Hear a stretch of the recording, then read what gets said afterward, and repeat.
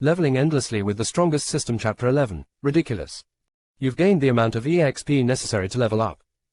Would you like to level up? Roy replied with a big fat no. Leveling up would improve his basic stats, which would make it harder for him to earn the world's approval and gain the swordsmanship skills of the protagonist. There were many servants inside the manor, but they weren't anywhere near as strong and shrewd as the ones in the garden. When he had entered the gold-making factory, also known as Badolf's Garden, Roy felt many eyes on him, looking to see if something about him had changed. He had an idea as to why and under whose orders they were spying on him. He didn't confront them as he had a feeling that they could easily wipe the floor with him. Since he didn't have a way to deal with them, he ignored them. And because of them, he had disguised his every murder of innocent little creatures as an unfortunate accident. Roy caught the sight of a few gardeners hurriedly writing a word or two in their notebook after he intentionally fell on the ground to kill ants. His expression crumbled. They are like scums fanning the flame in a forest to force a trapped man to either jump off a cliff or get licked by the tongues of fire. It's safe to say that they will relay the news about me tripping on a smooth road to their masters and the people of the county before the day ends. Gracefully walking is the most basic etiquette among nobles. But I even failed at that. Thinking that I am 16 and still hadn't learned to walk properly like a member of the upper society, my people will take me as a great failure. My reputation in the empire will take another hit, causing it to plunge even further. His face didn't darken too much. He was already infamous in the empire for being a stupid fool. Gaining a bit more dirt on his reputation wouldn't be too hurtful. He had a thing to say about the white-eyed wolves, though. They're a scummier version of paparazzi, and they're out to get dirt on poor little me. Most of them weren't familiar with Roy. Why does that guy seem familiar to me?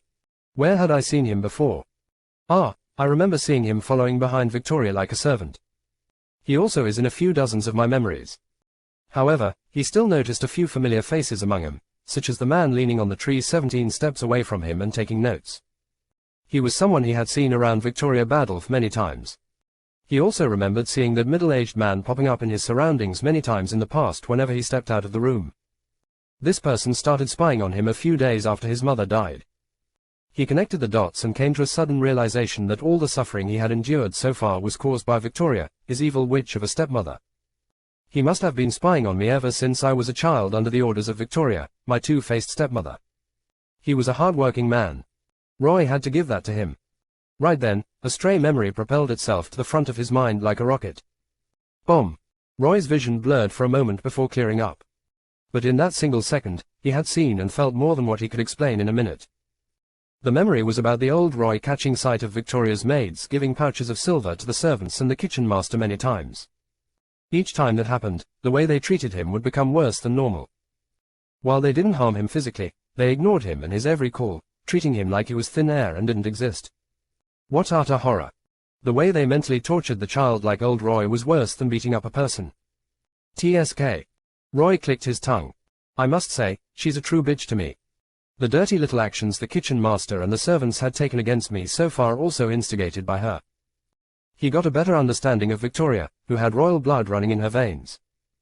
She is a hypocrite putting up a fake front for the masses, spreading the news about how good she is to me, her stepson, to gain PR while torturing me behind closed doors using underhanded means. The old Roy was really blind to think she was good to him just because she smiled at him a few times. It is so obvious that she loathes me to the very core. But why is it that she hates me so much as to make my life miserable than it already is?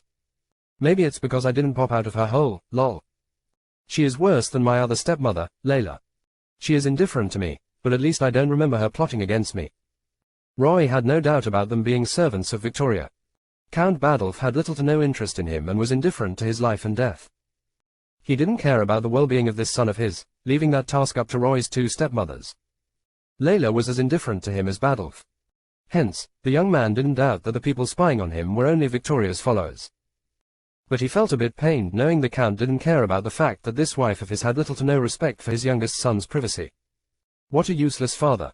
Was he really his blood? Who said money doesn't hang on trees like leaves? Come and get slapped. Gaining a skill for doing something anyone in his shoes would do made Roy further understand the system's greatness. Unlike the people of this world, he could gain skills out of thin air. Roy's golden finger was impressive, unmatched by any other thing in existence. Without the help of treasure like soul shards, runes, and so on, The only other way for one to gain a skill was to keep repeating an offensive, defensive, or auxiliary action until they earned the world's approval.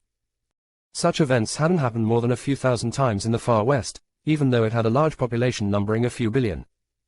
Yet, without much trouble, he could gain a skill because of just being suspicious of the people hanging around in the same place as him. He dared not ask for more. But what did this new skill do? He checked it out casually, and his eyes thinned to the size of needles. What an utterly amazing skill. It allowed him to gauge a few too many details about objects or people. The requirement was that they needed to be in his line of sight. He used it on Amelia to test it out. Name, Amelia Violet. Age, 20 years and 8 months old. Health, 4. Mana, 100. Strength, 5. Stamina, 8. Agility, 5. Perception, 6. Endurance, 10. Physical defense, 2%. Magical damage negation, 1%. She is the strong-headed maid of a useless and weak fatty who lacks the strength to protect the only person who truly cares for him from injustice. Because of redirecting many kinds of harm aimed at her young master her way and working hard for years, she has become strong. She is a woman, but her strength is no less than an average man. Her endurance and stamina are double that of a male. And even mages lack the right to scoff at her perception. She has the innate magic body. She was born with a fully opened magic gate, meaning mana in her surrounding could follow into her mana pool from the day she opened her eyes. She is ignorant to the fact that she has the potential of a legendary mage and can learn spells. She has low self-esteem, and shows sacrificial behavior when it comes to her young master. She applies excessive effort into serving her young master, also that he wouldn't abandon her. +2. As expected, the perception skill took a step towards the next level. 2/100ths. If he used it a 50 or so time, it would level up. But he needed to change his target. He wouldn't gain any experience for his skill if he used it again on the same target that hadn't undergone changes, after all. Roy shouldn't be able to gauge the mentality of others at the current level of his skill. The reason Amelia's personality was vivid to him was because she was fiercely loyal to him, had never hid anything from him, and was very close to him. Thanks to it, he understood that she was paranoid about being abandoned by him and would really give up her life for his sake. But I will never let such a day come, Roy vowed. He was truly surprised to find out that she had the innate magic body. She had a 100% of becoming a mage. Not to mention, she had an affinity with all the elements. If she was properly trained, she would exceed the foolish little girl who had renounced being his fiancée and become Archmage at a much faster than her. He was like a pile of dung while his maid was like a real piece of gem. Sadly, because the pile of dung was blocking the gem from seeing the light of day, it was impossible for others to realize Amelia's worth. And Roy was glad no one did. They might take unfair advantage of her, but he will help her realize her true potential without asking for anything in return. ... While walking in the garden, Roy realized that the manor of Count Badolf was really huge. It looked crude and occupied less space than the royal place in his memories, but it was grander than any other noble house in the empire, only falling a few steps short of matching the duke's palaces in terms of size and style. It was a double-story structure, had no less than 25 corridors, more than 30 rooms, and several dozens of servants to take care of it. But it only showcased a hint of the Count's extravagant lifestyle and the tip of his mountain of wealth. It was in the center of a huge garden full of rare fruit trees, many beehives, and anthills. The gardeners controlled the outbreak of bees and ants using means beyond what could be said ordinary. As per what Roy saw, the people tending to the trees were either elves or humans containing a part of the elven bloodline. Only these types of people had an affinity with both the elements of water and plant and could interact with nature. They gave off an oppressive feeling to Roy, making him feel like an ant among humans. All of them were mages, and while some were just beginners, they were beings capable of performing magic. What a ridiculous sight. I had never imagined seeing mages working hard to take care of a garden. They disdain doing menial tasks.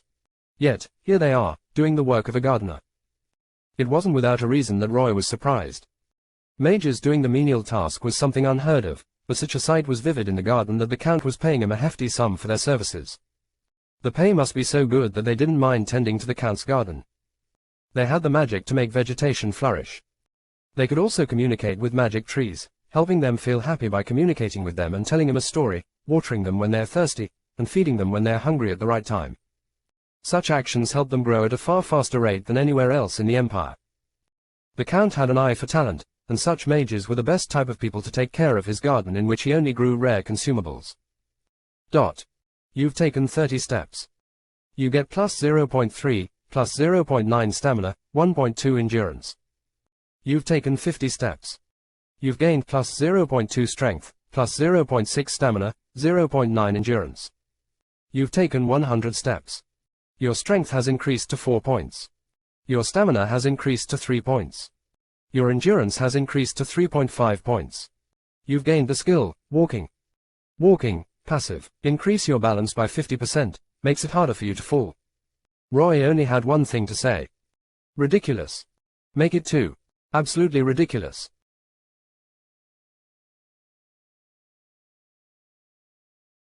Leveling endlessly with the strongest system. Chapter 12, Arlo's One Punch. Because a runic formation, which kept the sky overhead clear of clouds and the land directly below clear of mist, was running, sunlight was entering the garden at this time of the day and permeating much of its long winded paths and corners, allowing travelers like Roy and Amelia to see the road ahead and what they were stepping on. Runic formations, like their names, were derived from rune stones. A bunch of great mages researched rune stones for countless years and realized that they were a product of ancient alchemy, a combination of various items that held great power. Alone, those items weren't worth fretting over.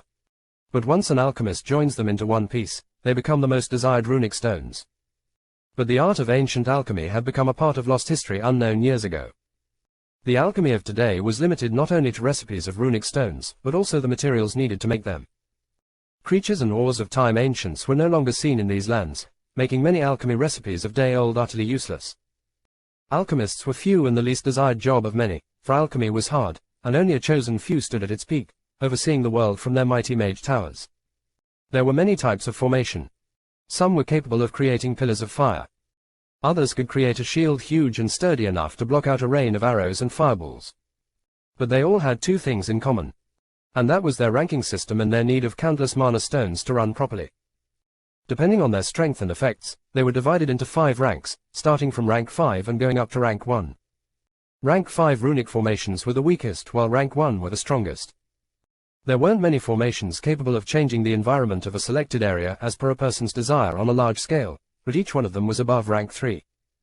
The formation regulating the temperature of the Count's garden was capable of changing the weather, so while not rank 1, it was infinitely closer to 1. That meant it eats away at mana stone like a child overdosing on candies or a druggie snorting dream-inducing white powder till death embraces him. Roy, too, found out about the existence of the rank 2 formation when he stood at the edge of the garden. A landscape full of thick mist reflected in his eyes.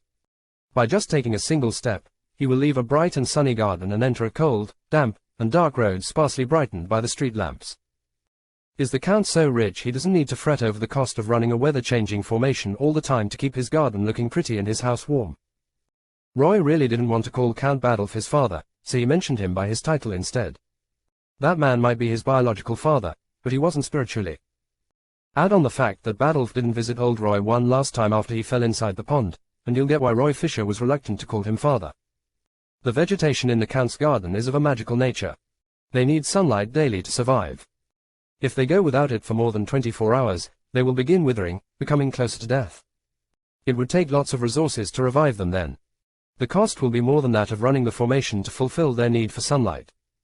Roy was talking to himself, but his attentive maid thought that he had directed a question her way, and hence she answered him. Why not just let them die and save the money for rare kinds of trees that look pleasing to the eyes and can survive in the cold? This was a world of magic. All kinds of things existed in it. There was no telling that trees capable of blooming in sub-zero temperatures might exist somewhere in the world too. Amelia pointed at the tree all around her. The Count hired the mages to tend to their every need for a reason. They are all of the exotic variety. They produce a bunch of fruits weekly. The Count stores some of them and puts the others up for auction. In the auction house, there are plenty who like these types of fruits. They can benefit mages as well.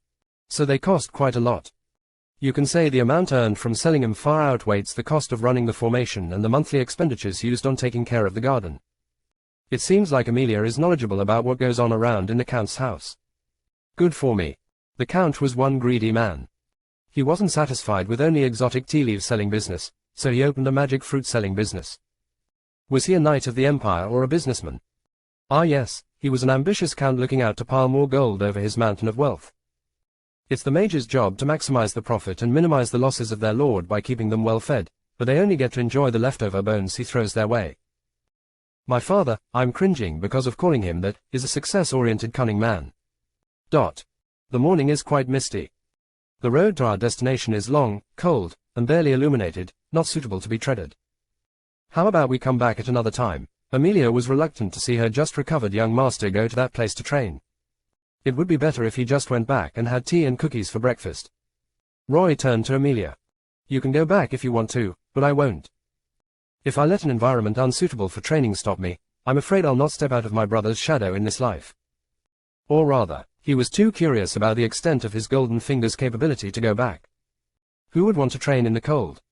Definitely not a man with a golden finger like him. But as they say, curiosity killed the cat. He wasn't willing to die to get the best out of his system, but he wasn't willing to sit still either.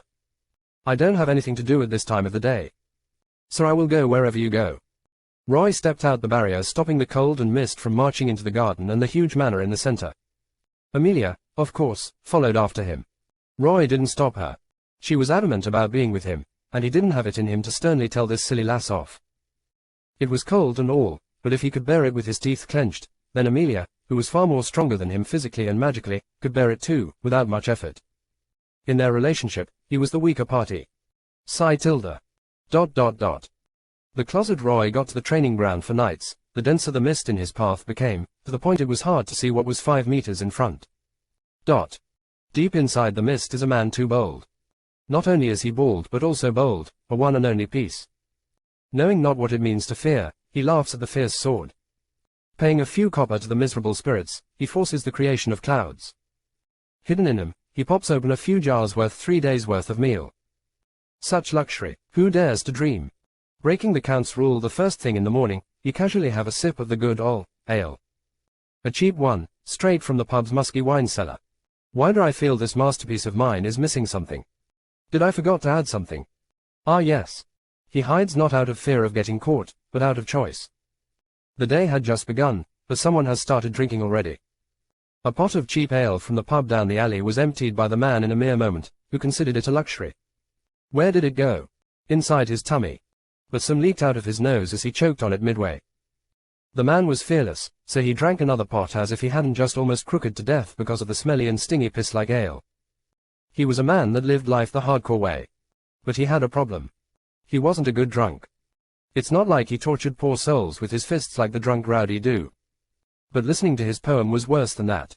His poems normally doesn't see the light of day. But there were some men forsaken by luck. They were the ones unlucky enough to hear it, and they all had wished they could go back a day in time. Yet, the herd couldn't be unheard just as time couldn't be reversed. They could only shed tears in silence, paying a mental mage in gold to wipe their memory of that day. This man's poems sucked just as much as his hairline. Oh right. He didn't have one. No worries, he was already old and had fathered 4 so far, so having a head with even a strand of hair didn't really matter to him. Or did it? The onlookers truly didn't know.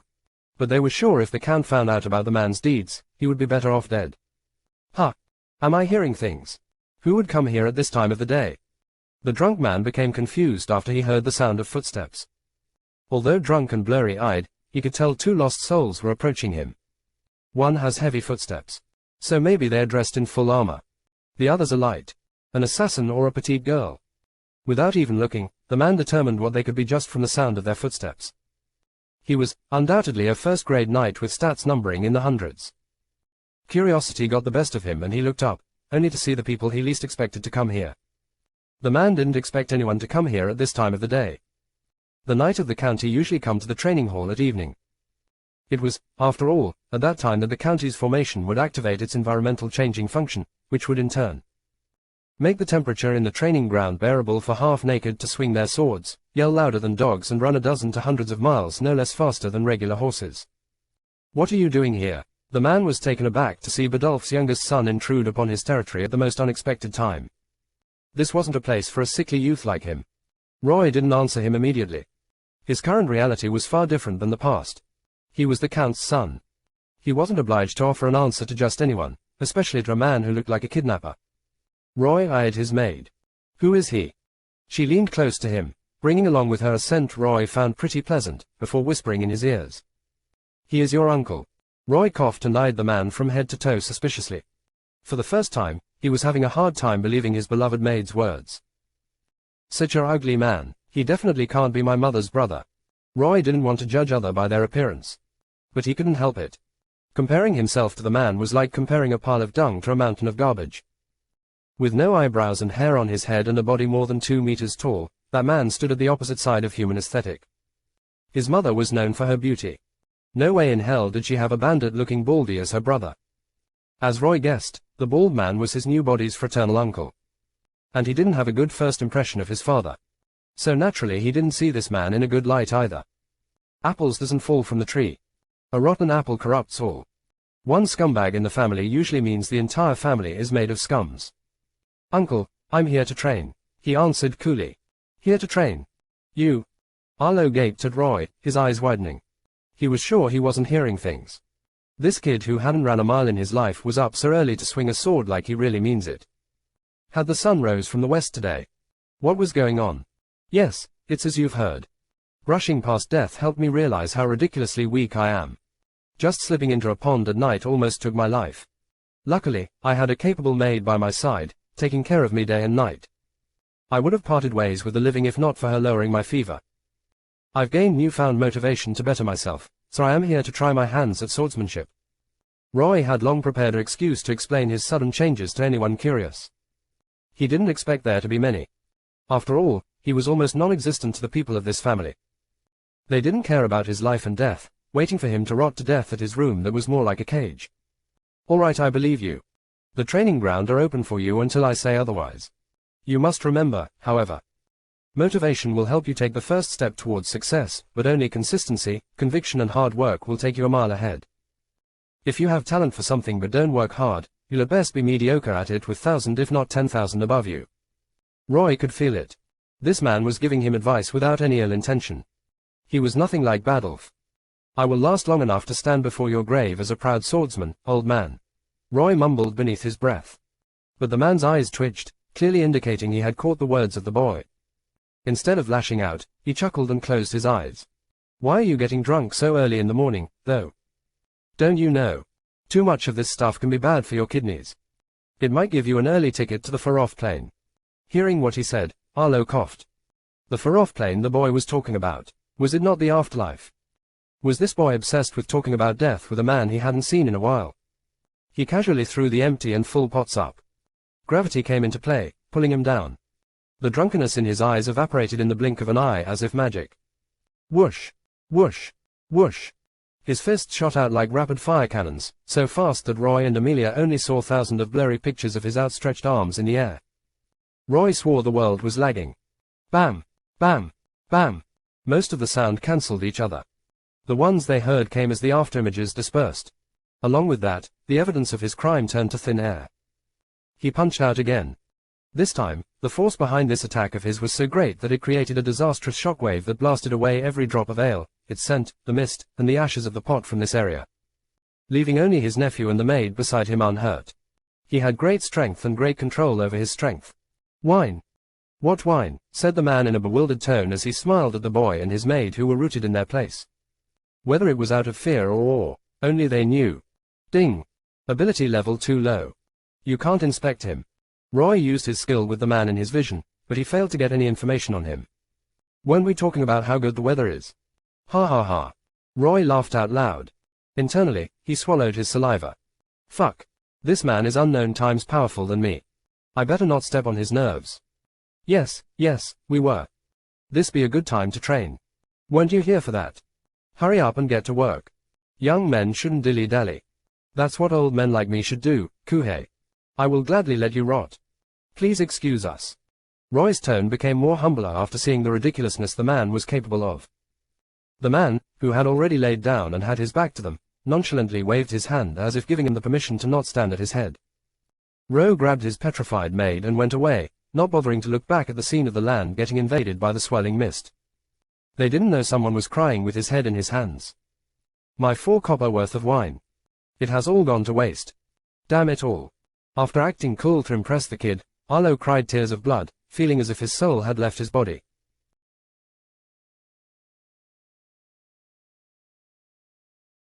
Leveling endlessly with the strongest system. Chapter 13, The First Quest.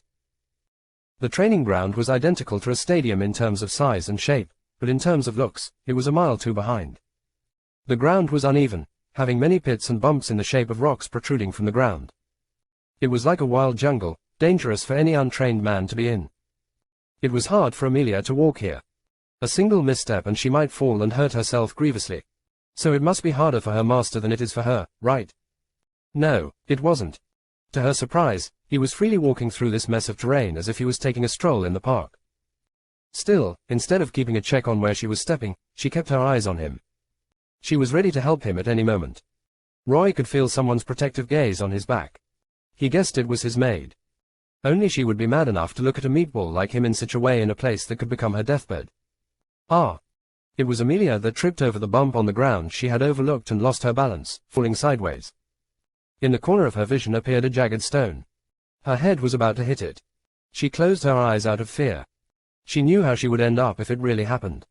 At worst, it would penetrate into her skull, giving her a slow and tasteful death. Pain at its finest would be the taste. At best, it would cause her to bleed liters, and she would die of blood loss. Unless, of course, her master decides to save her and give up much of his wealth to a priest to make them heal her. She didn't fear death or pain. She only regretted that she would either be leaving behind or burdening her master. The feeling of pain she envisioned never came, however. Instead, she felt a strong grip on her arm. Then a strong tug brought her into a protective embrace. She opened her eyes and saw the person who had protected her from dying in a cliché way. It was none other than her master. Instantly, mirth filled her eyes. Thank you. Words couldn't explain how thankful she felt at this moment. The first thing that comes out of your mouth after escaping severe injuries are words of gratitude. How adorable of you. How can I not reply in kind? She was too overprotective when it came to him.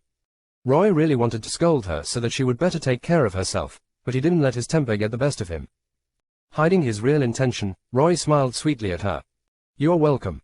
She nodded, pleased. Then, realizing their position was inappropriate, she hurriedly distanced herself from her master. A snake-like shadow reached for her the very next instant. Ouch! Roy flicked the head of his maid, really, really hard, causing her to cry out. She looked at him accusingly with those wide eyes that would melt an ice block. What was that for? I know you're loyal to me. I know you're doing your best to not let my mother down. But that doesn't mean you can overlook everything about yourself to keep me out of harm's way. What I mean to say is, you should stop focusing all your attention on me and keep your eyes on the road. If I found your gaze on me for more than 3 seconds, I would punish you. If I found you doing that again, I will flick your forehead like this again. Amelia never thought there would come a day when she would be bullied by her master. My innocent lord has become a big bully that likes to blackmail me overnight. What to do? She didn't say that out loud, but her expression told Roy what she thought right after hearing him out. You think so? Well, then I guess I am. Amelia blushed. How did he read my mind? Although 20 years old, she didn't know that one thing unique about her. Her thoughts were visible on her face. If she were to become a spy, she would be the worst one in existence. Roy didn't see a single place to sit down, only a lot of small, round rocks and a few huge flat slabs of stones. On one such thing, Arlo was lying. He was shocked to hear what his nephew barked out at Amelia. He clearly knew Roy was just like a child.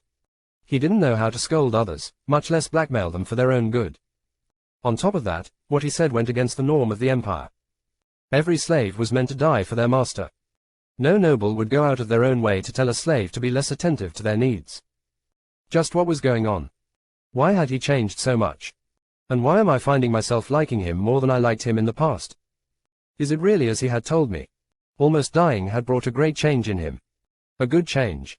He looked at Roy's back, clear-headedness vivid in his eyes. He had gained a sudden interest in this nephew of his. Memories of the past surged to the front of his mind. They were about the times he had seen him.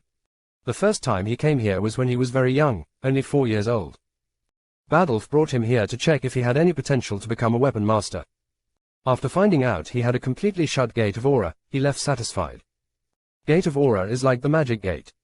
Without it, one can't become a knight, one of the many paths a weapon master can take to reach greater heights in terms of capabilities and abilities. 4 years later, he overheard his maid saying how good life will be for them if he is stronger like his brothers.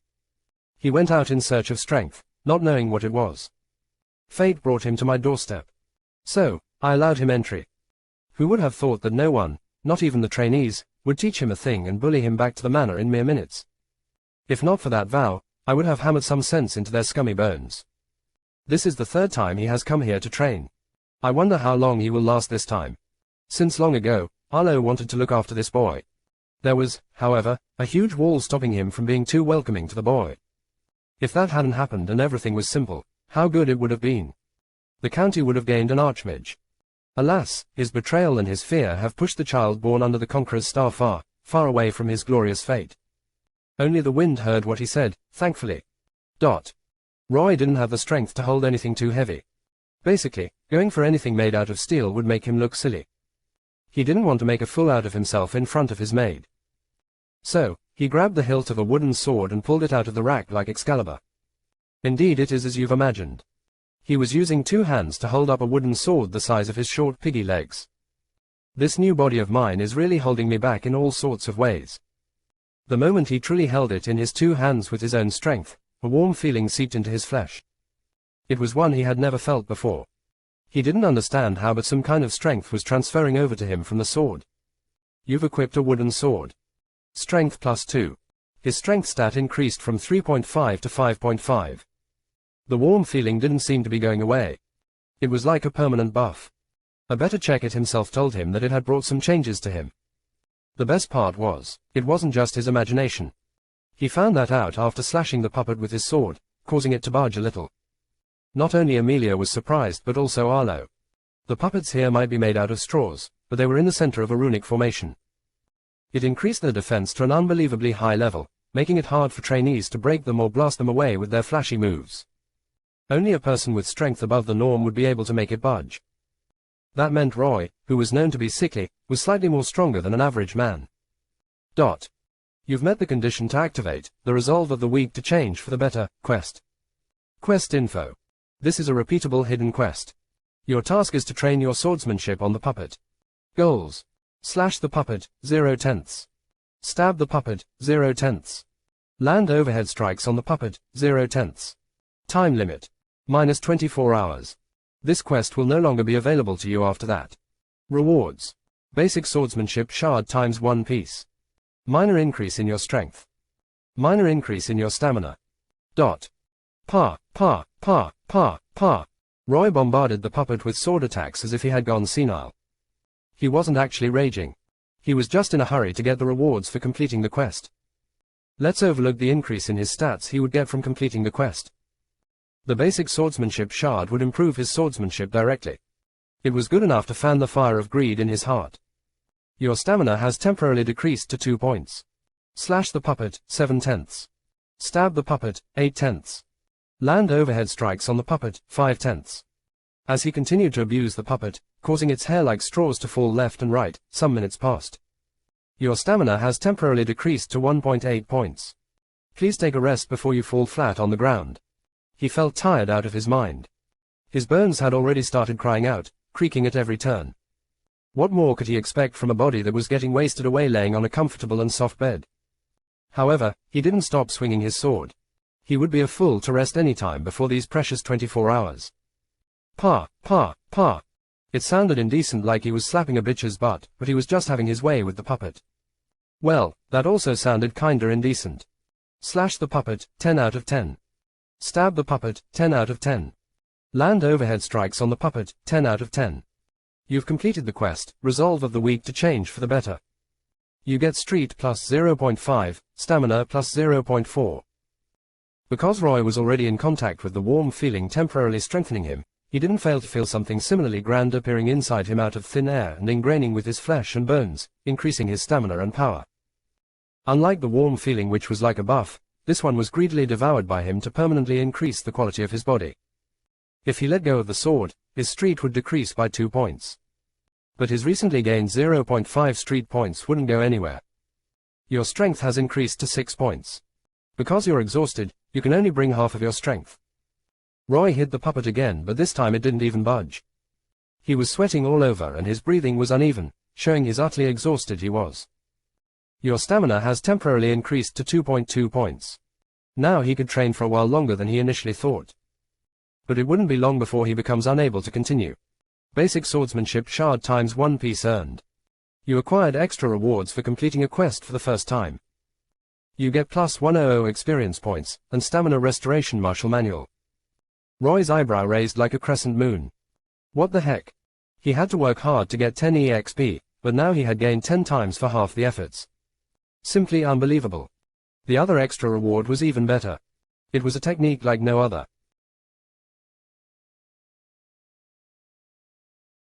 Leveling endlessly with the strongest system. Chapter 14. Learning basic swordsmanship in half a day. Roy was fascinated with the stamina restoration manual. It was the greatest thing he could ask for at the moment. What did it exactly do?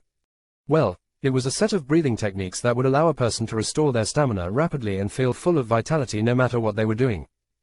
He looked at the blue screen that was showing it and desired to learn it, and immediately a message appeared in his vision. Would you like to learn the stamina restoration manual? Arlo and Amelia were looking at him, yet they weren't confused, only surprised, and hence, Roy further verified that not only the commoners but even the powerhouses couldn't see the blue screen. What did that signify? He didn't need to fear others finding out he had a golden finger. Yes, Roy said without a word. The pendant hung around his neck released a dirt-sized glimmer. Of course, it went unnoticed by everyone, even the one wearing it.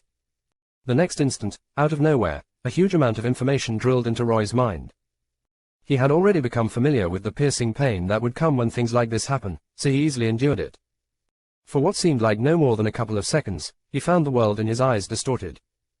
Only after clarity returned to his mind did he realize that, just like the previous times, there were new pieces of knowledge in his head. You've learned the Stamina Restoration Manual. Stamina Restoration Manual, LVL, 1/0. His eyes brightened up. He understood everything about the Stamina Restoration Manual. He could use it straight away. How hard was it for a person to learn a technique in this world? Some people need days to learn a skill, while others need to grind for no less than a month to understand the basics of one. However, with the help of the strongest system, he learned skills with just a single fucking word. How amazing was that? Roy's eyes turned to the basic swordsmanship shard. It was inside a blue screen, just an arm's length away from him. Would you like to learn the basic swordsmanship shard? He. It was cold, and seeing a fatty laughing out eerily while staring at empty air made it even colder for Arlo. He felt a chill creep up his spine. You've learned the basic swordsmanship, fake version. Basic swordsmanship, fake ver, 0/10. Knowledge of basic swordsmanship was ingrained in his body and mind, improving his swordsmanship.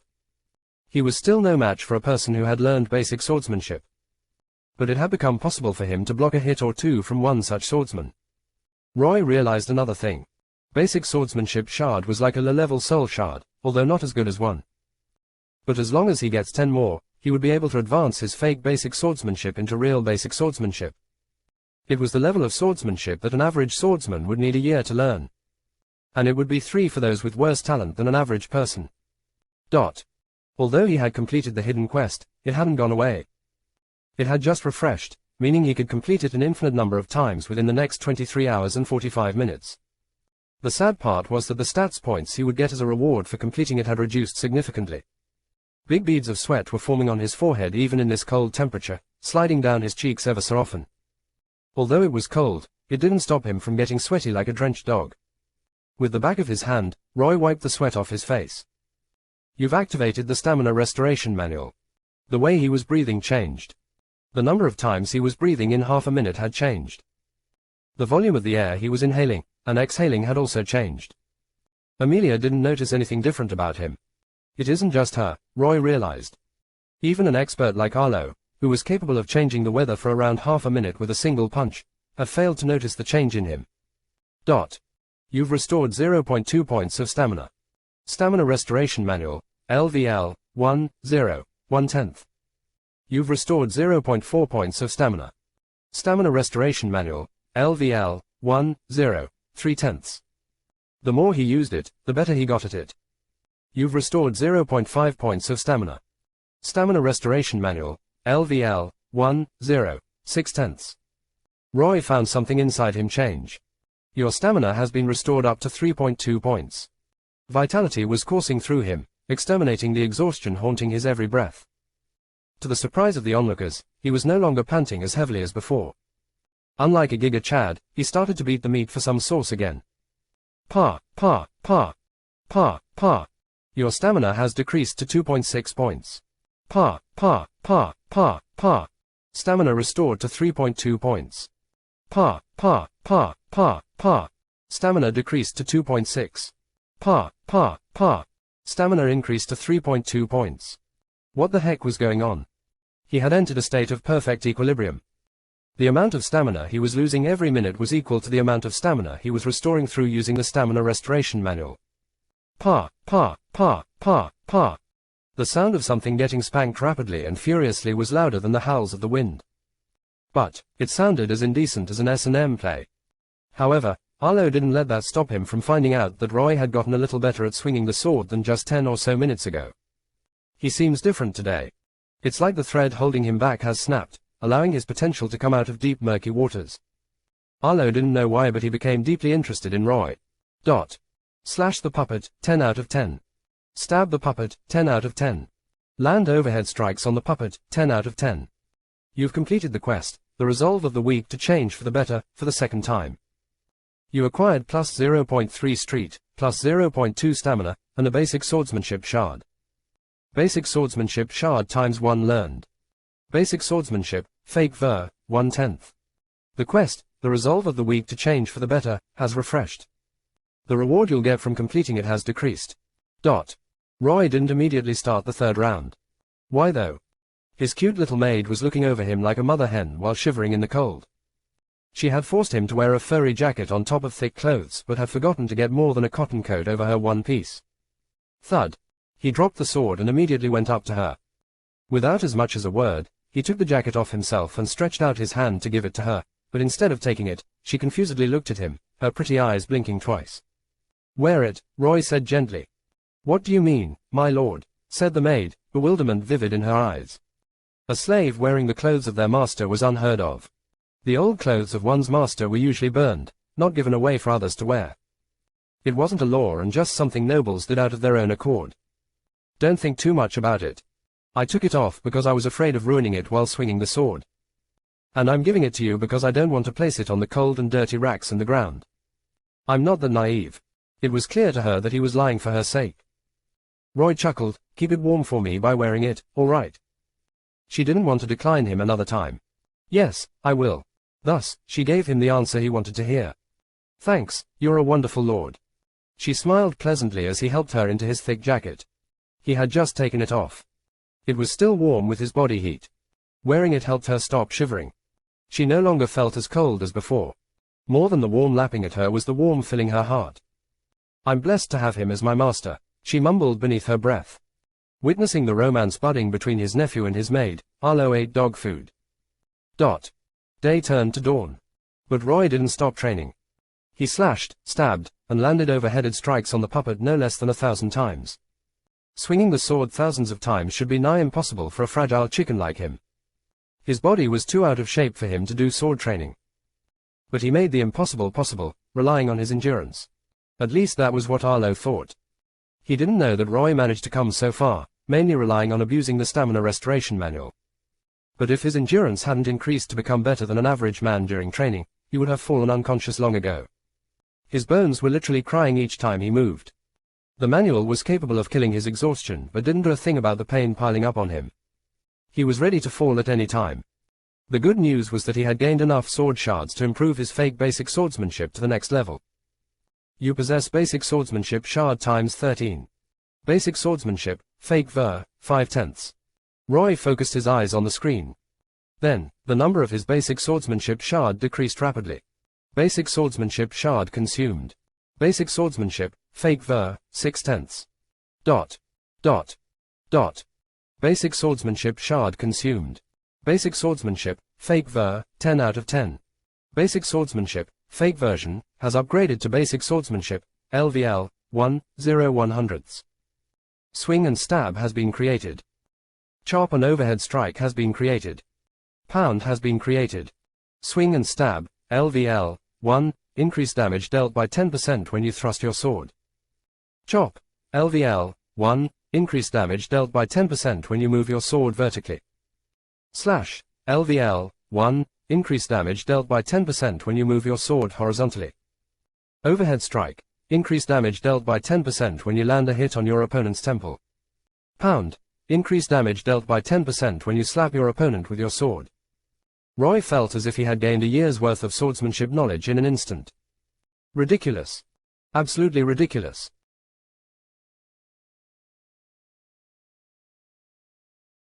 Leveling endlessly with the strongest system. Chapter 15, A person with ill intentions. In the novel, the protagonist starts his journey after the creature of chaos invaded the far west and destroyed Baldwin County. That means it will be after 2 years that the protagonist will earn the acknowledgement of the consciousness of the world and gain a sword skill as spectacular as Roy. There was, though, a big difference between how Roy gained his skill and how the protagonist would gain his.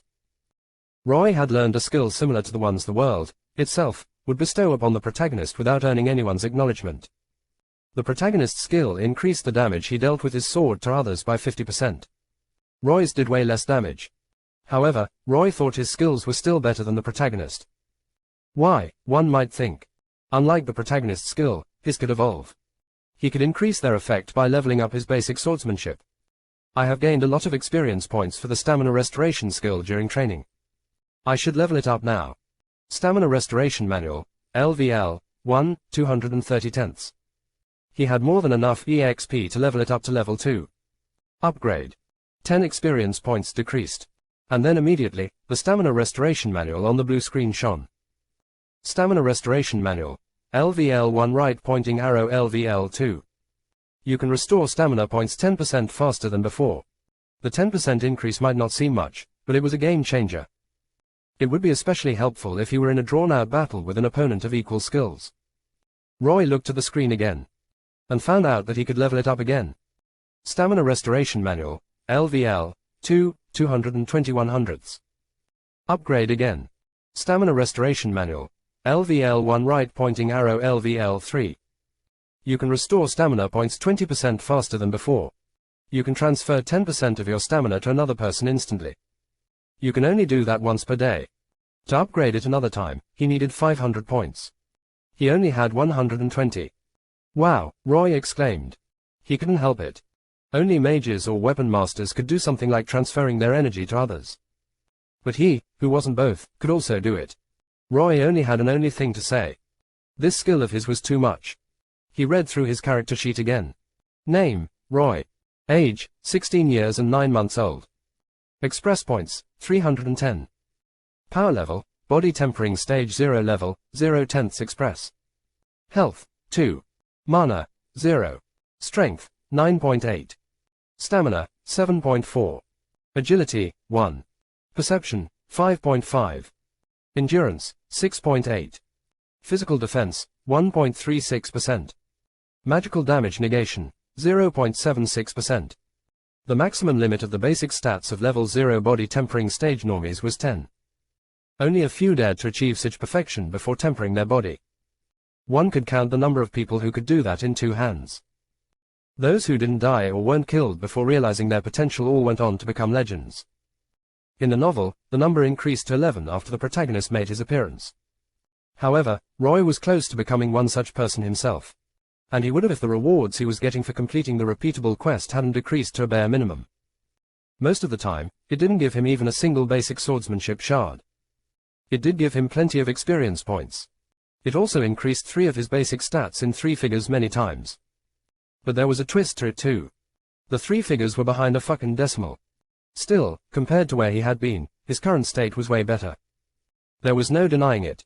His agility was still worse than an average person's. But he was optimistic about it too. He believed that he would be able to increase it by a nice amount soon. He picked up the sword from the ground. You've equipped the wooden sword. Your strength has increased to 11.8 points. Roy curved his eyes. It was just as he had thought. By equipping a sword, he could break through his limits. His strength was already beyond that of typical level 1 body tempering trainees. Roy moved slowly but efficiently, landing several strikes on the puppet in mere moments like a man proficient in swordsmanship. His sword was like a snake when he thrust it and like a boulder when he used it to pound the puppet. It was ever-changing. But not once did it move in contrast to his desires. Amelia covered her mouth with his hands. She felt awed by his swordsmanship. He had made these movements many times before, but they weren't anywhere near as smooth and full of force as now. He had improved his skills by too much in too little time. Is this really my master? Why is he like a true knight showing his swordsmanship? Arloes felt no different than her. His bulging eyes were threatening to pop out of their sockets. That's just how much Roy had shocked him. My eyes aren't playing tricks on me. He really went from a complete amateur to someone equaling trainees who had been learning the sword for a year or 3 in less than a day. Moreover, his basic swordsmanship is like a stable, well-crafted boat, way better than the weapon master trainees in this county. His foundation is too strong. No matter how high a wave, he would be able to cut it in the future. He just needs to be guided well. He's better than the ones I thought to be prodigies. It was already that time of the day. The knight had appeared in the training grounds to train. Most of them ignored Roy, but one of them looked at him with a venomous gaze. He clearly has no good intentions, Amelia thought, and became guarded towards him. After seeing his swordplay, Yuren haughtily said, "Lord Roy. What a surprise to see you training by yourself. But I must ask you to take your leave. What the fuck are you trying to say? Be clear with your words." Roy could feel that this handsome bastard didn't have any good intentions toward him. So he didn't bother showing the other any respect. Respect should be earned, not taken for granted. Watching your incompetent swordplay is like watching a jester in a royal banquet. It's funny but very disturbing. We can't have a joker between serious men, now can we? Roy and Arlo both felt offended by his words. Does he have shit for eyes? Surprisingly, they both thought the same thing. Both coincidentally opened their mouths at the same time to teach him what it means to taunt someone to the point of drawing blood out of them, but someone was far faster. You're talking to a noble, not a servant. Yet, trainee Yuren, you forgot to watch your tongue. Basic etiquette is the most important for knights serving nobles. But yours are very lacking. Before coming here to train, you should go and fix up that attitude of yours. Amelia scolded Yuren. It was a feminine-sounding name, but the person who had it was anything but girly. He stood 1.78 meters tall, and he was just 16 years old. God knows how tall he will grow in the future. Amelia's words were like sharp knives stabbing the teenage boy's wound. He came from the slums. He was able to get here because his master took an interest in his talent. But he would get angry whenever someone would do something to remind him of his origin, even if unintentionally. His fingers went through his long, brown hair, and the grip of his other hand tightened on his wooden sword as he smiled at Amelia like a lizard. You're too gusty for a mere maid. I will give you that. But you ought to be taught a lesson for talking down to a knight. I will do your master a favor and straighten you out. Yuren had already rushed close to Amelia before finishing his words. His shadow draped over Amelia, darkening her ever-widening eyes that were full of horror. Those who knew him knew he was cruel and from the slums, but no one thought he would attack a maid so suddenly, not even Arlo. The knights didn't look the least bit troubled. They weren't interested in interfering in their scuffle. Roy meant nothing to them. The knights were loyal to the count and knew he didn't like this son of his, so they kept a distance from him so as to not displease their lord. They had long sworn not to interfere in his matters, even if that meant his death or the death of his maid. Amelia would surely not survive if she took this hit from Yuren. But what did the life and death of a mere maid have to do with them? Arlo stood up. Although Yuren's attack was too fast and he was too far away, he wanted to stop it. And he was going to give it his all to do so. However, he suddenly went back on his words and stood rooted in his place. Someone was far faster than him in protecting Amelia. A shadow brushed past the petite maid. Thud. The onlooker's eyes widened to the size of cups. Yuren's sword was blocked by the failure of the county. Why you? Yuren felt shocked. But more than that was his anger. He was angry to see that a failure of a man had blocked his sword. Who the fuck do you think you're to punish my maid? A lowly white-eyed wolf like you want to teach her a lesson? Ha, Roy scoffed. Over my dead body. As you wish. Yuren gnashed his teeth evilly and tried to attack him again. Roy didn't sit still. Although his opponent was clearly better than him in terms of speed, his swordsmanship wasn't as good as his. Anyone with a keen eye could tell that. He moved his sword to block his opponent's. Do you think nothing of me? How dare you? Before their sword could clash, a man appeared in between them like a ray of light. A shine reflecting off of his clean and shiny temple stabbed both Roy and Yuren in the eyes, blinding them. When the stabbing pain in their eyes disappeared, they saw something that electrified them. Their sword was stopped by Arlo. Roy's strength was 2 times that of an average person, and Yuren's was no less, and they both had used their all in this attack of theirs. It was simply shocking to see that he had so easily stopped their attacks in their tracks. But the way he had stopped their swords was even more shocking. How had he stopped them? He had pinched the tips between his fingers to force them to come to a halt. He started it. They were asking for it. Shut up. I don't want to hear any excuses. Do you think I am blind and can't tell who's in the right or who's in the wrong? It seemed like Arlo was scolding him both, but his fiery eyes were set only on one person. Yiren, go back to your station. If I catch you hovering around Lord Roy again, it won't end with a mere scolding. At least someone had a good sense of judgment in this family. Amelia felt happy to see someone standing up for her master. It wasn't without a reason that Arlo helped Roy. No matter what other says, the blood of Baldwin was undoubtedly coursing through Roy's veins. Baldwins could look down on him, but a mere outsider shouldn't dare to do so under his watch. HMPH, veins popped up on Yiren's temple. But after 3 breaths, he yanked his sword out of Arlo's fingers and stepped away. You got lucky this time. Like a true fool, he didn't forget to smash a villainous line on Roy's face before turning around to move away. Roy didn't acknowledge him. His eyes were already somewhere else. Triumph over the bully, quest has been activated.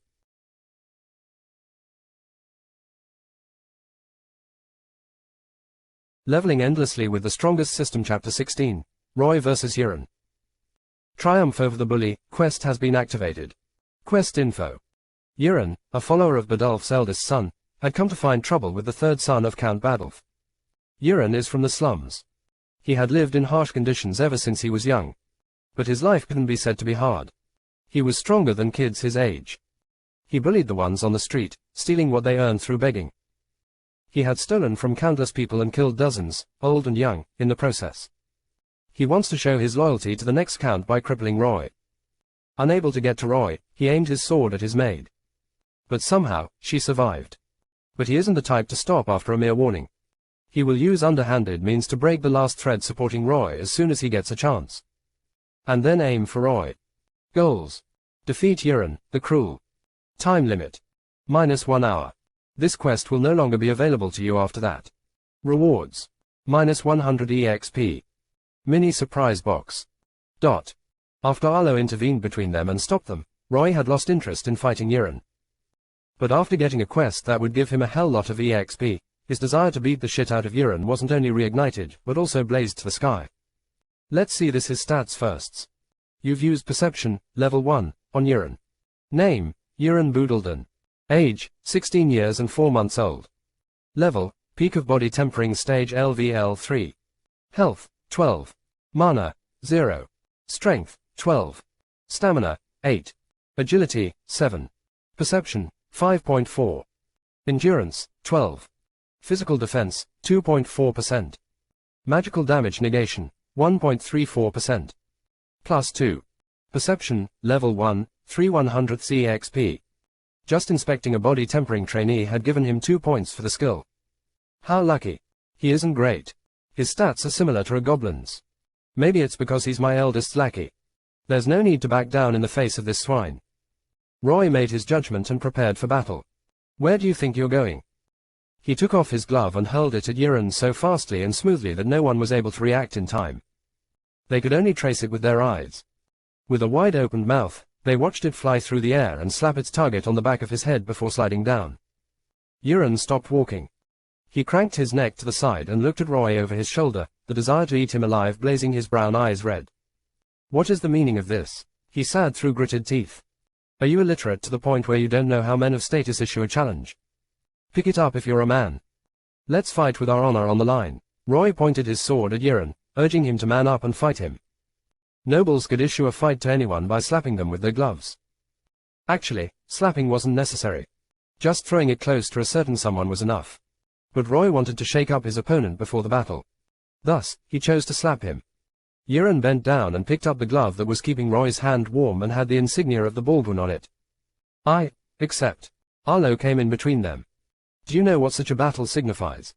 The winner can ask the loser to do anything except for taking their life. And the loser must oblige or pay with their life. Are you too sure you two want to do this? Yes, Roy calmly replied. I second that, Yiren added. Arlo asked the people to give them some space. Everyone moved back. They didn't know why Roy had so confidently challenged a trainee at the 4th level of the body tempering stage. But they were going to find out soon. Arlo looked at the brown-haired boy without much kindness. What would you have the loser do if you win? If I were to win, I want Lord Roy to hand over his maid to me and never come to this place to disgust us with his swordplay again. Yiren eyed Roy challengingly. Then he directed his gaze to Amelia. His gaze lapped her from head to toe. She has a pretty face. It wouldn't be too bad to strangle her while tasting her sweetness, he thought. Amelia took a few steps back as he disgusted her to no end. Roy stood in between him, stopping him from eyeing his pitiful maid. The onlookers didn't feel offended by what he said. These were the times when women were the spoils of war and also battle. It wasn't rare to see such events taking place in the Empire. It happened quite often in the past. And it still does happen every now and then. Arlo directed his gaze to Roy. But it was friendlier, unlike when he was looking at Yuren. And you? Roy curled his lips into a smile. But behind this smiley face of his was an Asura. Whatever he was going to do to Yuren would be horrific, to say the least. I will state my desire after dragging him near death's door. Arlo and some knights couldn't help it. They chuckled. This brat sure has a sharp tongue, just like his maid. Said the person who has never been trained for a fight. Yuren made a line on the ground with a sword and then stepped beyond it. If you push me over this line, it will be defeat. How about it? His confidence wasn't without reason. To everyone present, it was quite clear that Roy hadn't started to temper his body. Such a weak person, how could he win against a trainee who was at the peak of the third stage of body tempering? There was just no way. Challenge accepted.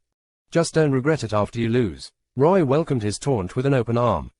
He could advance his level at any time. They were all going to be shocked. All right, you may begin fighting after I count to 3. Wait. Yes. I want to say a word to my maid. All right, you may. Roy went to his maid and whispered something in her ears. Whatever he told her made her look at him ashamed. But I don't have much on me. There were golden buttons on his shirt. He ripped them out and gave them to her. Just use these then. 1, 2, 3, you may start. Arlo signaled the start of the match after counting from 1 to 3. Roy didn't move. How high was his agility? It was only 1 point. There was no point in approaching his opponent at a snail's pace. He would just make a mockery out of himself if he did that. He stood still. Rather, it was Yuren who rushed towards him like an enraged bull. He couldn't wait to whip him back into a docile sheep. Today, his tongue was like on fire. He wanted to extinguish that fire. His sword shot out, aiming straight for Roy's face. But Roy blocked it with his sword. Just a fluke. Yuren attacked him 3 more times. The first time, his sword aimed for his left shoulder. Roy hit the tip of his sword with enough force to change its trajectory. It moved away instead of reaching him. Immediately after, Yuren brought his sword down on Roy's right kidney. But that was parried by Roy. The third time, he thrust his wooden sword in the direction of his chest. But before it could land on its target, Roy made its tip point to the sky by hitting its lower surface with a sword of his own. At this moment, when Yuren was left defenseless, Roy made his move. The sword he slashed at his opponent met empty air, however, as Yuren slipped past it. While doing so, he narrowed the distance between them. At such a close distance, it was nigh impossible for Roy to dodge his attack. The 5th attack he made since the beginning of the battle landed on Roy, pushing him back by a few steps. The attack of a 4th stage body tempering trainee landed on you, tempering your body by 4 points. You lose 0.2 HP. What the hell? Roy wasn't dreaming. 2 blue screens had really appeared at the edge of his vision, barely disturbing him. Could he temper his body by getting beaten up by others? Why didn't it tell him sooner? He was only 6 points away from entering the first level of body tempering. Did you like that? There's more where that came from, Yuren said in a tone that signified he was looking down on him. Roy smiled and responded like a true masochist, oh, I like that a lot. Hit me more. Disgusting. Yuren scrunched up his nose as if he was smelling shit.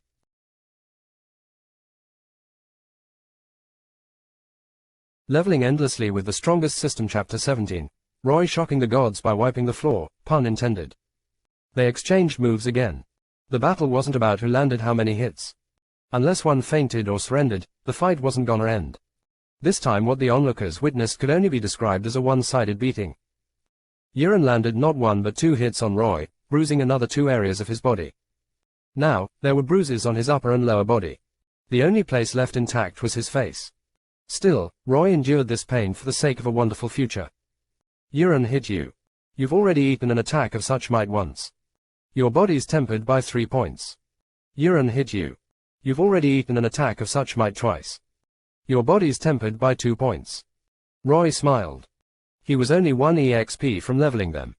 Then there would be nothing stopping him from stomping Yuren like an ant.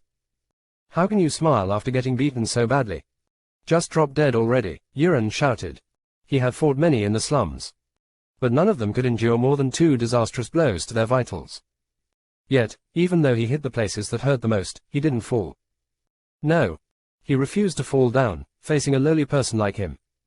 Yuren jumped towards him like a cheetah. I'm having the time of my life. Why wouldn't I feel happy? Ha ha ha ha. Come on. Hit me one more time. Roy welcomed him with open arms as if he was his stepbrother. Yuren was far beyond cruel this time. His attack landed on Roy's jaw. 2 teeth flew out of his mouth, but he didn't fall. Yuren hit you. You've already eaten an attack of such might thrice. Your body's tempered by a point. Power level, body tempering stage 0 level, 10 out of 10 EXP. Click. Roy felt something inside this body of his unlocking. In this world, there were people who had the aura gate in them. A normal person succeeds in tempering their body for the first time when they train so hard that their aura gate opens up a little. And when it does, a lot of aura rushes out of it and enters the body, nurturing it. When that process takes place, their body releases a bright shine. The color varied. And right at this moment, Roy's body released a black shine. The black rays stabbed Yuren in the eyes, blinding him. Roy took advantage of this God-sent opportunity to smash his sword in Yuren's gut. He was thrown back by several steps, but before he could go over the line, he stabilized himself. You've advanced to the first stage of body tempering. Your strength has increased to 13 points. Your stamina has increased to 12 points. Your agility has increased to 5 points. The black shine on him receded. This can't be. How could you possibly advance in the middle of our battle? You must have faked it. Yuren gaped at him, shock vivid on him. It wasn't just him who was taken aback by what Roy did. The eyes of the knights and the trainees had opened wide enough for their eyeballs to pop out of their sockets with just a push. The bald instructor, Arlo, wasn't faring any better. His jaw had almost dropped to touch the ground when he saw Roy entering the body tempering realm. As for Amelia, her joy knew no end. She felt so much happiness seeing him temper his body for the first time that she smiled from ear to ear. Why don't you find out? Roy said this without any change in his tone. But Yuren felt as if he was mocking him. Don't get too cocky. Do you seriously think you can win against me just because you've advanced to the first stage of body tempering? I will be winning this fight. And I will be the one taking her to my quarters as my trophy. Ask the heaven, ask the hell, who was the fool courting death at this instant. They would all point to Yuren. Roy dodged all of Yuren's attacks without much effort this time. It was clear to everyone that while Yuren was 2 levels above Roy, they were evenly matched. They exchanged 15 moves. But Yuren failed to land even one hit on Roy. As for Roy, he had stuck Yuren 6 times. Some moments later, they pulled back. Why you? How come you successively dodged all my attacks when you weren't able to moments ago? Did I forget to make things clear to you? Nah. You didn't give me the time to.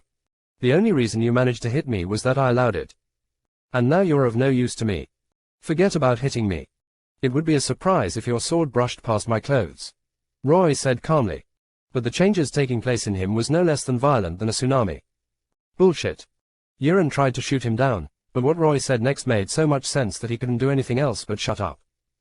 I felt my aura gate loosening each time you hit me. That's why I allowed you to hit me. That's the truth. You can deny it countless times. But it wouldn't change a thing. And lastly, I am done playing with you. You've used 20 EXP to level up. You've reached the 2nd level of body tempering. Your strength has increased to 17 points. Your stamina has increased to 13 points. Your agility has increased to 7 points.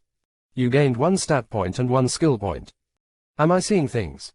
Or did my master really advance to the 2nd level of body tempering just seconds after entering the 1st level?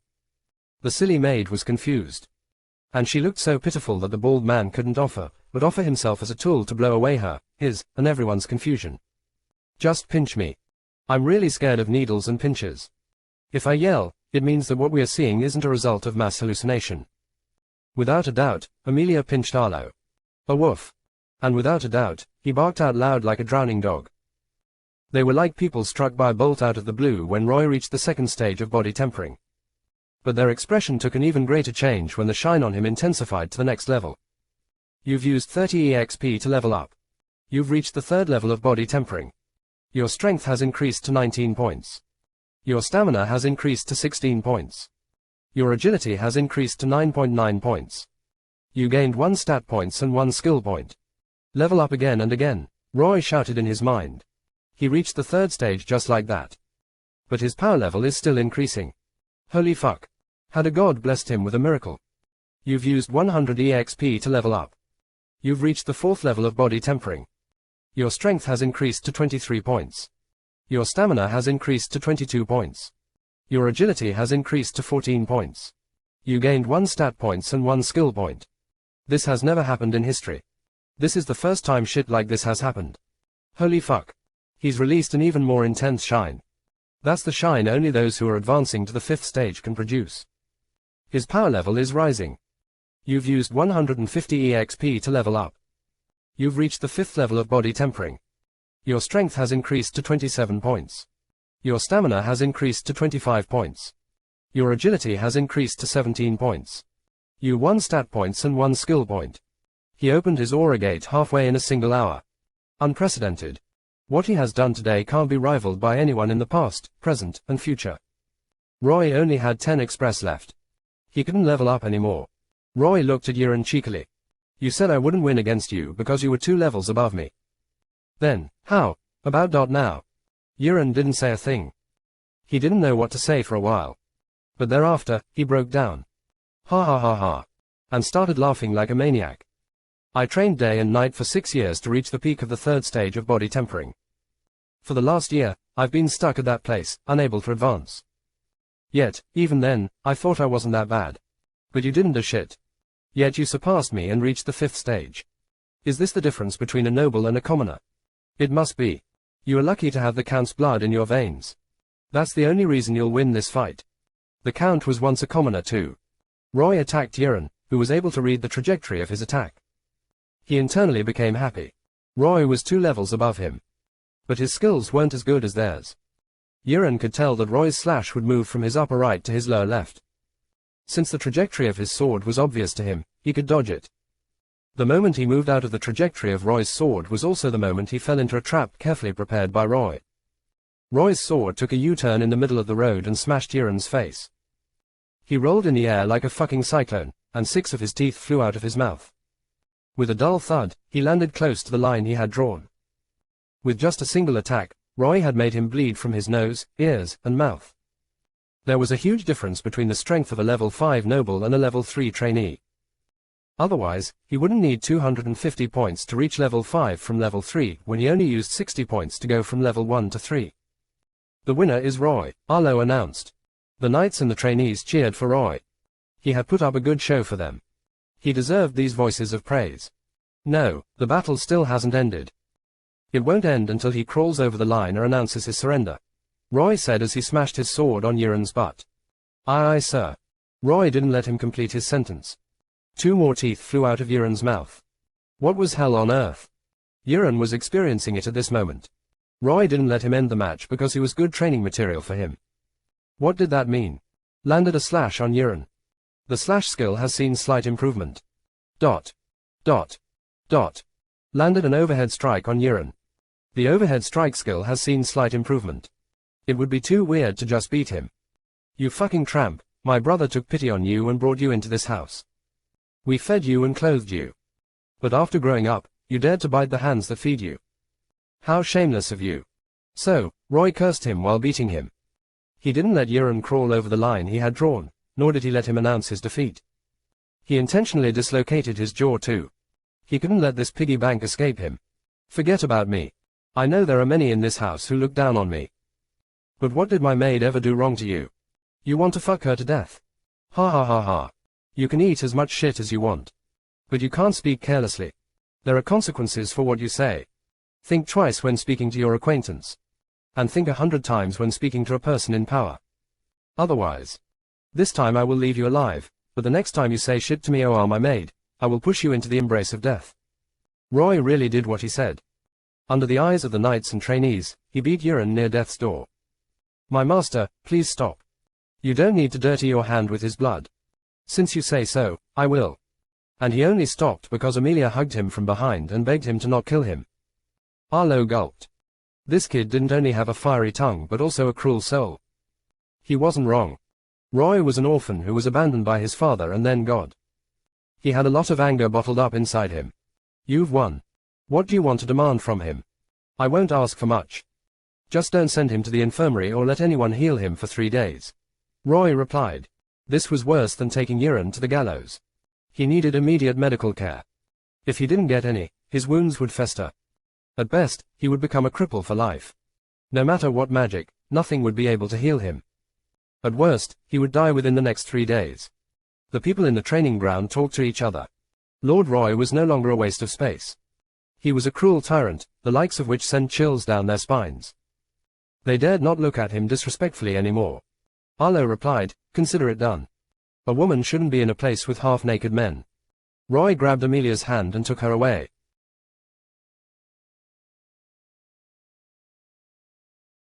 Leveling endlessly with the strongest system. Chapter 18, indirectly threatening the kitchen master. Info. You defeated Yiren, the Cruel. You gained 100 experience points and 1 mini surprise box. You made sure to destroy Yiren thoroughly. You gained an additional award. Skill orb acquired. It's inside the mini surprise box. Roy's EXP surged up to 110, and now he was only 90 points away from advancing to the 6th level of body tempering. But he had completed the repeatable quest so many times that it was only giving him bricks for rewards, quite literally, making it impossible for him to abuse the questing system, and on top of that, he was currently in no state to think up a way to cover up why he would kill ants and bees in the Count's garden, so he wasn't going to be leveling up anytime soon. The stamina restoration manual only restored his stamina and didn't do a thing about the huge amount of physical and mental strain he added on himself by beating the puppet and Yiren intensely. So what he was experiencing wasn't exhaustion, but cramps, and the only way to find freedom from them was to rest. With his maid, he went back to his living room, which felt pretty stuffy to him, although undeniably luxurious. Having no strength to take a bath, he directly sat down on the bed, and his petite maid freed his feet of their constraints. The shoes were put into a corner. And then his sweaty clothes were taken off before being thrown into a basket. Amelia felt emotional. This was the first time he had sweated so much, and it showed how determined he was to turn over a new leaf. They were in a warm area. The jacket that had blocked the cold for her out in the open was no longer needed. It was taken off. On the other hand, Roy covered his body with a black robe. Amazing, he said, there is actually a robe my size. It must be handmade. Who made it? I prepared it as a gift for your 15th birthday. It wasn't a tailor, but Amelia, who worked hard for weeks to sew a robe that would fit Roy. Sorry, a lot is going on my mind lately, and I forgot. Roy apologized, but she didn't need it. No need.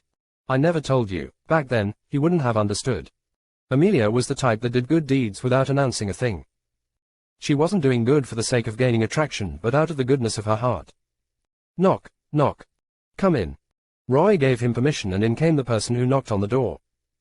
Any other day, the servants would have rudely barged into his place, but the news of Roy's cruelty had spread among them, making them fear him. Because of the newfound fear they had for Roy, they became more like his subordinates than his bullies. Although not the best, fear was the fastest way for one human to make others follow him. Have you come to deliver that? There was a pouch in the servant's hand full of gold coins. It was very, very fat, around the size of Roy's stomach. No doubt, it contained several hundred in it. He beckoned the servant to hand it over to him hurriedly. Ah, yes. A knight handed it to me, telling me to take it to you. I will take my leave since that's all. The servant came close to him and put it in his hand, resultantly parting ways with it. It would be good if Roy was still a fool. He would have gotten to pocket this bag of gold then. But now things have changed. And if he wanted to keep his neck, he had to be honest to the one he was brought here to serve. Staying here wasn't a pleasant thought to him. He immediately hurried to leave. He was a man in his early 20s but looked more like an uncle as he was unusually fat. His salary was enough to get him 3 meals a day. Yet he had a potbelly and pig-like legs. Wait. Unable to defy Roy, the servant stopped in his tracks and cursed under his mouth before he turned back to him with a smile. Yes. I won't hold you fools accountable for your past actions if you return half of what you've stolen from me so far. And I want it before the next night. Sell your houses, items, or kidneys. I don't give a damn. If you fail, I will send a lengthy report to the Count. And trust me, it will be enough to spell your doom. Your father wouldn't come out unscratched either. He would be left alive because he had been serving our family for decades, but he would be sacked and crippled. With the wealth gone and the only 2 breadwinners of the house out of commission, what do you think your wife, 2 daughters, young son, and mother would have to do to survive? Relay these words of mine to the kitchen master too. Oh shit, he knows. The pot-bellied servant could hear his heart exploding. The Count wasn't a stingy man. Although he clearly disliked Roy too much, He didn't cut off his allowances to save a few pennies. But then, where did it go? It went into the mouth of this father and son duo. One was the kitchen master and the other the plates cleaner. The crime they committed was grievous in nature. They weren't only stealing from Roy. They were also stealing from the Count. Jan was the son of Mart, the kitchen master. They had been stealing the money the Count had sent Roy's way for the last decade. They had done more daring things. They ate the food meant for him and his maid, and they abused his maid, forcing her to do their job, clean plates, and prepare meals for hundreds of people. It was not wrong to say that they, too, had a hand behind the abuse Amelia and Roy had suffered so far. Roy found all that out after he inspected Jan. "I will," Jan said, sweating as much as a pig in a heated pot. And another thing, Roy picked up the lamp and threw it at the pot-bellied servant. It landed on his head, and blood burst out. Jan screamed and fell to his knees. The servants outside turned to him, and when their eyes thinned to the size of needles. They were worried for Jan but their own lives, for they thought that Roy would settle the matters with them after Jan. "Do your damn job yourself. If I find her in the kitchen ever again doing something she shouldn't be, that would be your last day seeing the great sun. And you don't need to worry about your father being aggrieved over your eternal rest. I will send him after you." Jan lowered his head, fear swallowing him whole. Roy winked at Amelia. "For killing 2 servants, how badly would I be punished? You might be forced to reflect on your actions for 3 or 6 months in solitary confinement since you're the Count's blood." Jan's body trembled. Roy dared to beat the trainee that had sworn servitude to the eldest young master. What other things did he dare not do? Not for a moment did Jan, the son of Mart, think that he would not drag him and his father to the execution ground to behead them if he found them bullying his maid again or tampering with his food and allowances. "I wouldn't dare, and I wouldn't let my father overstep your bottom line either." "Pa!" Another lamp shattered on Jan's head, and his cries got louder. "What do you know about my bottom line? Get lost. Just seeing you is enough to disgust me." Roy scolded him. He wasn't a perfect man. And it was easy for him to lose control over his emotions when dealing with men like Jan and Mart, who take advantage of the powerless and mentally retarded. Jan scurried away like a rat, leaving a trail of wetness wherever he went. He had pissed himself out of fear of Roy, for under his gaze, he felt like an innocent lamb gripped by the jaws of death. He really felt that he would die getting his head smashed with all sort of items. Consider his relief and happiness when he was let go. "Thank you. You're my master, but you treat me like your sister. I know you were extra harsh on Jan because of me, but if there's a similar situation in the future, I hope you won't let emotions get the best of you. Instead of burning all bridges, leave some ways to reconcile with people like him. You need people to kiss up to you. With the members of the house by your side, you'll gain a voice in this house. I already have a person to hear me out, and I find that quite enough. As for people like him, inviting him over to your side is like hammering a nail into yourself. They will backstab you the moment you're in an unfavorable spot." The second Yiren had accepted Roy's challenge. The hundreds of knights and thousands of trainees had started a bet. Before the fight began, Roy had asked Amelia to participate in it. That's why he gave her his golden buttons. And Amelia had bet whenever she had on her at that time on Roy. Thankfully he won. Or she would have lost the diamond jade hairpin that had been with her ever since she could remember, long before Lady Florence picked her up. "Did you add your personal savings too?" "Yes, I did." "What if I had lost?" "Well, you didn't. And we won a lot. So it's all good. If I don't believe in my master, who else would I believe? Let's split it evenly." No. I don't have any use for money. You can keep them. What's mine is my master's." "All right, I guess. How much is this?" Roy opened up the pouch.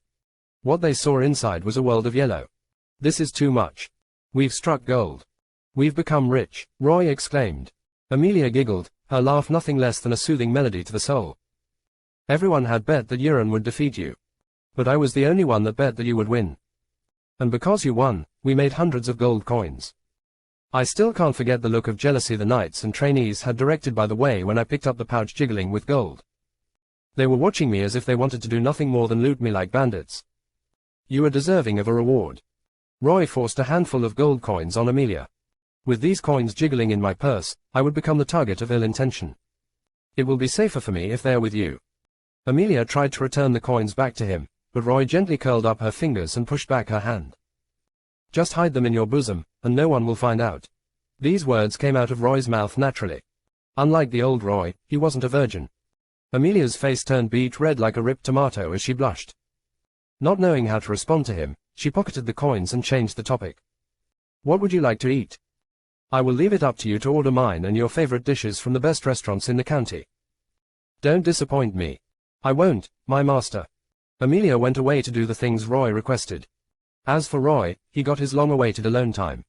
He had been too tense lately. And he wanted to find release by doing that. No, it isn't as what you might be thinking.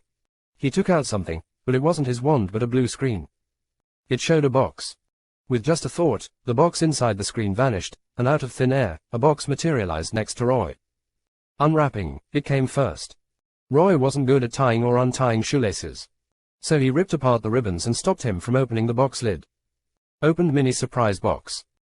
You get plus 90 XP, 1 low-level magic ring, and a skill orb. Wow, I didn't expect this. Just like that, Roy had received the express he needed to level up. You leveled up. You've advanced to the 6th stage of body tempering. Your basic stats have increased by a few points. His strength had inched close to 30 points. It was several times more than the average human of this world. It wouldn't be surprising if Roy rushed a stone with his bare hands. The skill orb was opened next. You've received the Tyrant's Body meditation technique. Would you like to learn it? Learn. Information about the Tyrant's Body meditation technique drilled into his mind. It allowed him to convert mana into fat. But such fats are called mana fat. And these mana fats can be converted back into mana. For mages, this technique was useful, for it helped them escape the confines of their mana sea and store mana directly into their body in the form of fat, but for Roy, who shouldn't interact with mana, it was quite useless. No, it's not entirely useless. This is definitely not present in the Far West. I can commercialize to mages. Most wouldn't like it because of its effect on the body. But some would pay a lot for it, Roy concluded. Then he moved on to the next best thing. What does this thing do? Let's see. The low-level magic ring was a runic item. It had a space inside of it. One could store items inside it. It also granted its wearer the magic skill, Mana Shield. It would be bound to the first person that feeds it, mana. But Roy didn't have a hint of it. Roy clicked his tongue. TCH. Isn't this also useless for me? Right then, as if to prove him wrong, a message popped up in vision. Would you like to feed it to the Mark of Shadow?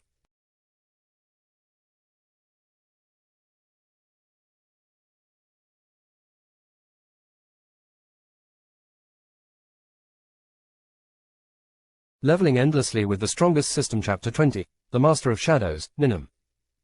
The Mark of Shadow. Hello Stygian Sticks.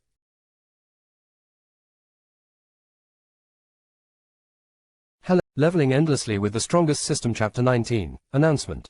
Some fixtures tilde. Leveling up only improves Roy's basic stats, unlike what was mentioned earlier. It won't be something omnipotent like a full recovery. The change is to make him look more humane and his strength hard-earned, I guess. Leveling endlessly with the strongest system. Chapter 20, The Master of Shadows, Ninum. The Mark of Shadow was one of the earliest things Roy had got from the system, and it was etched on his soul, giving him a living shadow that could do a variety of things. But the problem was that Roy didn't know how to interact with it, meaning he couldn't put it to use. That was the case, until now. With an amused smile, Roy picked up the runic ring and waved it above his shadow as if teasing it. Do you want this? Come on and get it. Roy saw his shadow move, and his expression changed. This world was full of wonder, he knew. But shadow gaining consciousness still surprised him. It left the ground, bouncing up. Wriggling like a worm creatures that easily disgusted Roy, it shaped into a Venus flytrap. Its mouth was opened wide, and it moved its head back and forth as if urging him to hurry up and give it to him.